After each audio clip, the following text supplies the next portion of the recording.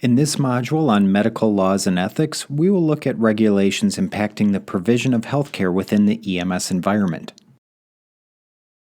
Once completed with this module, you should be able to describe the paramedic scope of practice, differentiate between licensure and certification, and describe the credentialing of paramedics.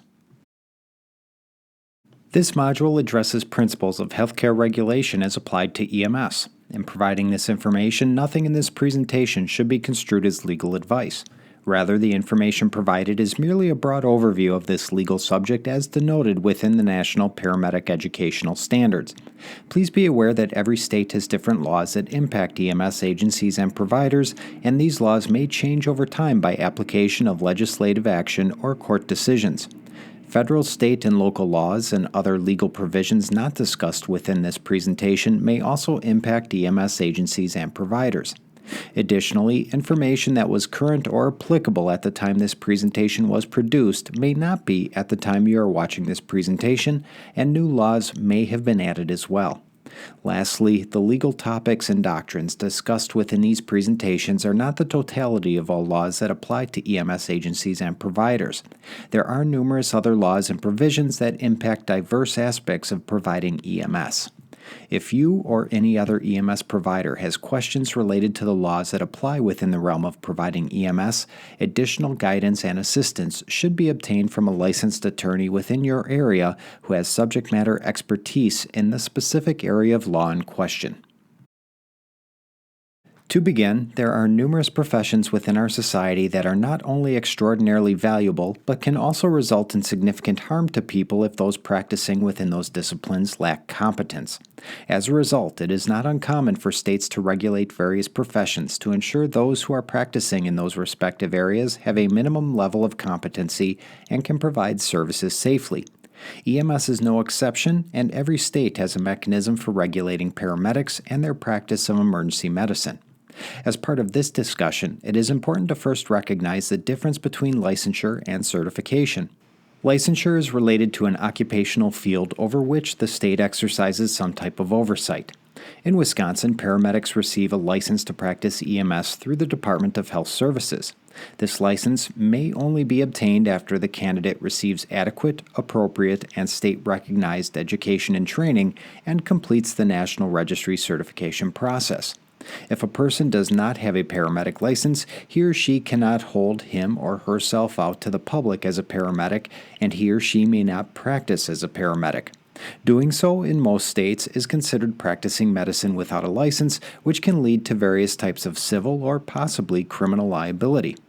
While Wisconsin uses the National Registry examination process for entry into EMS and the issuance of an initial license to practice, National Registry is not a governmental body and it lacks the ability to regulate EMS within the various states. Thus, having a NREMT certification does not mean you can practice EMS within any particular state. You may be certified by the NREMT, but you are not yet licensed by the appropriate state regulatory agency to actually practice EMS within that state. This is where things can become both interesting and confusing, especially for EMS providers who are looking to move from state to state. You may hold a NREMT certification as well as a Wisconsin paramedic license, but neither of those two credentials means you can practice EMS in any of the other 49 states. You must still obtain a license to practice within a different state if that is your desire.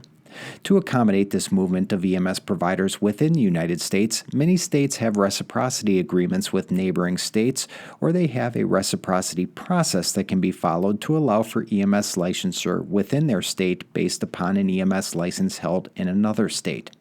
There is even a nationwide effort through the Recognition of EMS Personnel Licensure Interstate Compact, otherwise known as REPLICA, for states to enter into an agreement with each other that allows for the free movement of EMS providers across state lines with virtually automatic reciprocity licensing between states.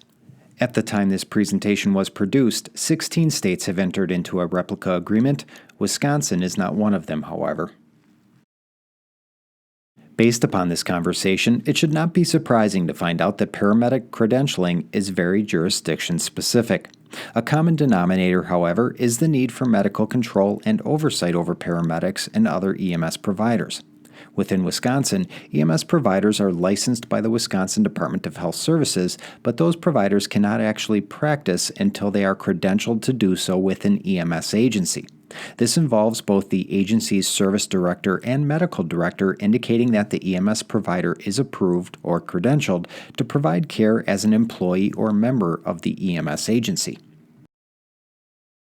Another important piece of healthcare regulation that applies within the EMS profession is the recognition that EMS providers exist at different levels given variations in the underlying knowledge required to obtain licensure at a given level. At the national level, there has been a push over several years to recognize 4 distinct levels of EMS: Emergency Medical Responder, EMT, Advanced EMT, and Paramedic. As part of defining these 4 levels, NHTSA has developed scopes of practice for these levels which define the specific skills and interventions EMS providers can perform at those levels. The first National EMS Scope of Practice model was published in February 2007 to further define the vision for EMS in the United States as shared in the 1996 EMS Agenda for the Future, the 2000 EMS Education Agenda for the Future, a Systems Approach, and the 2004 National EMS Core Content Documents. The Scope of Practice document evaluated the interdependent relationships between education, certification, licensure, and credentialing to define skills and interventions that EMS providers at the different levels should be able to perform. As an individual increases his or her knowledge and formal education within the profession and transitions from one level of EMS licensure to the next, that provider should be able to perform more complicated and intricate skills and interventions. In 2018, a draft of an updated National EMS Scope of Practice model was introduced to incorporate updates given changes in emergency medicine based upon research, evidence, and need. While these national documents are great for attempting to standardize EMS across the United States, each individual state still has the authority to define how EMS is delivered within its own boundaries, which means each state can define its own scope of practice for the respective levels of EMS providers recognized within the state.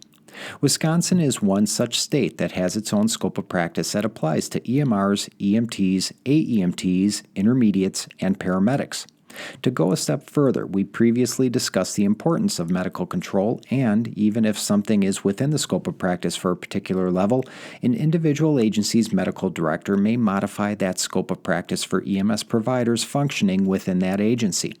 While the medical director may not exceed the permissible scope of practice as defined by the state, he or she can place restrictions on the agency's EMS providers as to what skills and interventions they can perform out in the field. This variation between states and agencies can create confusion, especially for providers that operate near or across adjacent state borders, or for those who are on multiple agencies with different medical directors and different protocols that essentially create variations in the permissible scope of practice for that individual provider depending upon the EMS agency with which he or she is functioning. The public can be confused as well, given that they often do not understand the differences in EMS licensure and consider everyone on an ambulance to be a paramedic. Lastly, changes to state law in Wisconsin in 2017 added another wrinkle to this discussion. EMS providers in Wisconsin are capped by both their personal state license as well as the provider license held by their EMS agency. Thus, if a paramedic is working for an EMS agency that is licensed to the AEMT level, that paramedic is limited to the AEMT scope of practice. 2017 Wisconsin Act 97 established a provision on the law that allows certain EMS agencies servicing rural communities to flex their level of care up to the level of their highest licensed provider who is available to respond on any particular day. As a licensed paramedic, you are the holder of your license, so to speak, and it will be your responsibility to ensure familiarity with the laws in your jurisdiction that govern the scope of practice under which you can function. Failing to comply with the constraints of the permissible scope of practice that apply to you could very well result in state or agency disciplinary action against your license to practice EMS.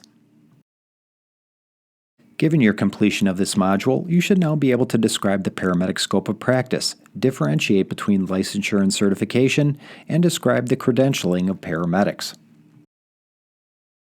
This presentation was prepared by Waukesha County Technical College in Pewaukee, Wisconsin, and is distributed with an Attribution Non-Commercial Share-alike 4.0 International Creative Commons license. Copyright 2019 Waukesha County Technical College. For information on WCTC's numerous fire and EMS educational offerings, please visit us online at wctc.edu.